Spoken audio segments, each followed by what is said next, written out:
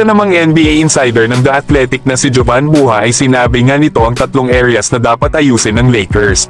Una na nga daw ay kakulangan nila sa pagkakaroon ng isang defensive-minded na backup center. Lalo at kapag wala si Davis sa loob ng court ay nag-e-struggle ang kanilang kupunan sa depensa at pagkuha ng mga rebounds. Kaya kailangan ng Lakers na makakuha ng isang backup big man na may solid na interior defense. Isa na nga sa mga pinagpipilian ng Lakers ay itong si Walker Kessler.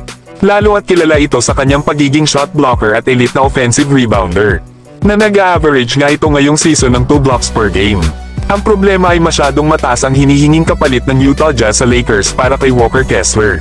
Habang ang isa pa sa tinitingnan ng Lakers na kunin para maging backup center ni Anthony Davis ay itong si Miles Turner ng Indiana Pacers.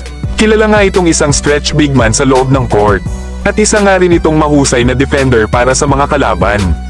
Na kung saan ay may average naman ito ngayong season na 15.6 rebounds at 2 blocks per game.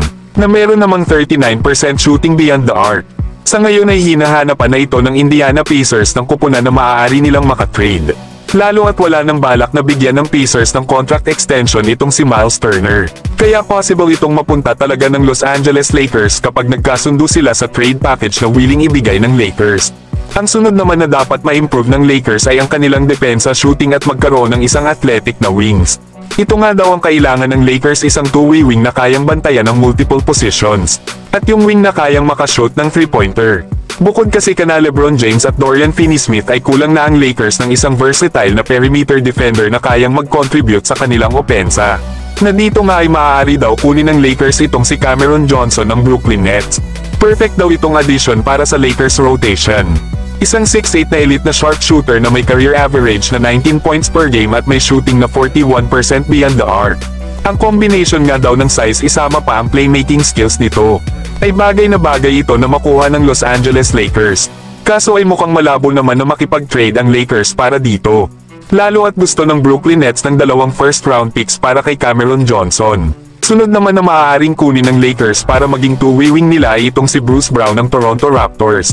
Kilala nga ito sa kanyang pagiging versatile na defender at malaki din ang naging role nito sa Denver Nuggets noong nanalo sila ng championship noong 2023. Kaya nga nito ang magdala ng bola at bantayan ng multiple positions lalo na ang perimeter. Isa pa ay kahit mapadepensa at opensa man yan ay kayang-kaya ni Bruce Brown na mag-contribute. Kaya solid din itong addition para sa pangangailangan ng Lakers. Ang panghuli ay kailangan daw ng Lakers na makakuha ng isa pang ball handler at playmaker. Ito ay para bawasan ang trabaho nila LeBron James at Austin Reeves sa pagdadala ng bola at paggawa ng play sa kanilang kupunan. Alam naman natin na trade ng Lakers si D'Angelo Russell sa Brooklyn Nets. Kaya naman ay maaari daw kunin ng Lakers ang serbisyo ng dati nilang player na si Lonzo Ball. Nasa expiring contract na kasi ito kaya imbes na maging unrestricted free agent na ito sa summer. Ay mas mainam kung i-trade na lang ng Chicago Bulls si Lonzo Ball, at least may makukuha pa silang mga assets sa Lakers. Ang kagandahan naman kay Lonzo Ball para sa Lakers ay isa nga itong elite na passer, mahusay na defender at mataas ang IQ pagdating sa playmaking. Tanging concern lang dito ng Lakers ay ang kanyang injury issue na kababalik pa nga lang nitong si Lonzo sa loob ng 2 taon na pagpapagaling. Habang ang isa pa sa maaaring kunin ng Lakers ay itong si Colin Sexton ng Utah Jazz. Kilala nga ito sa kanyang pagiging score first guard. Capable nga ito na gumawa sa opensa para sa kanyang kupunan pero hindi nga ito ganun kahusay na playmaker. Pero dito naman sa depensa at pagiging energetic sa loob ng court ito babawi. Kaya maalin man sa mga players na ito mga idol ang makuha lang ng Lakers, ay magkakaroon ito ng malaking pagbabago at improvement sa kanilang kupunan.